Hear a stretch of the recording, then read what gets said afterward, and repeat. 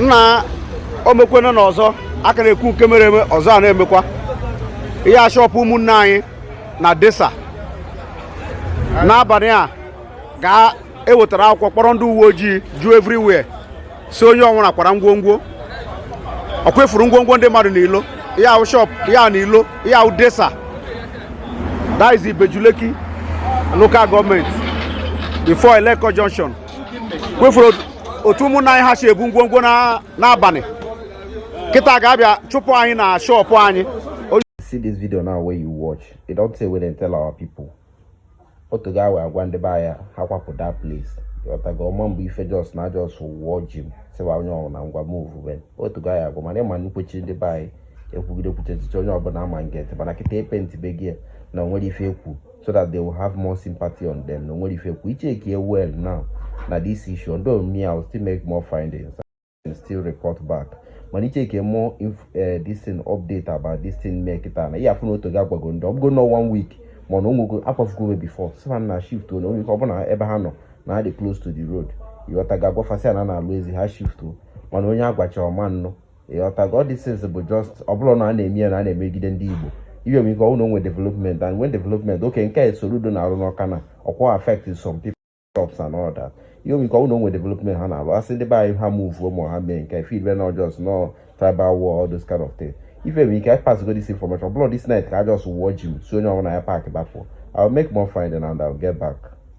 So you wanna kwarangwongwo. Everybody na kwangwongwo. Na bane. Ya o plaza dị na Desa bus stop. Una afunanu. Ana emepu, ana eme ọzọ, ana emepu. Yawo ma ndị electrical ma ndị plumber ọkụ na-afụ na ngwongwo ụmụnne anyị ha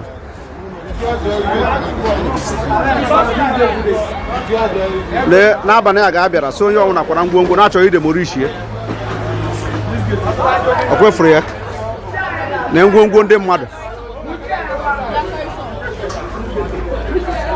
kwefuna ngwongwo ndị mmadụ juru n'ilo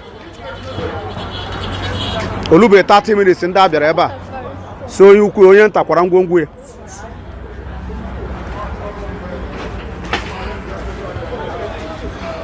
ya na Desa bus stop before Ibejuleki before Eleko Junction na Ibejuleki ọ ebe ọ na-eme ọ kịta ihe aka na-eme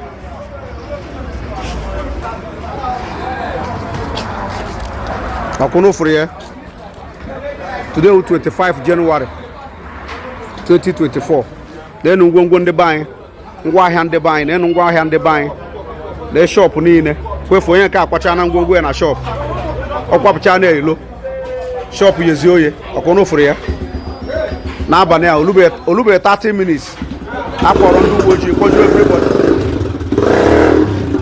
enwekwe notice enwekwe onye nyere notice ọkụnụ furu everywhere.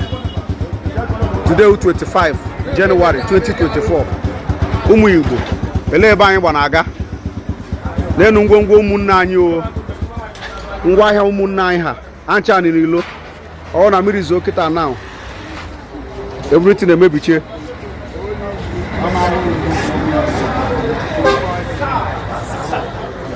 ihe awụ electrical ọkụnụ furu everything carton enwere otu mmiri si zoo kịta now ya niile awụ n'ihe mebiri emebi ọkụnụ furu ya ụna furu ya anyị na-agabiga n'obodo a ka anyị manụ na ihe manụ otu anyị ga-esi mee n'ihe a na ihe akarịkwana enweghị ezikwe ndị ahara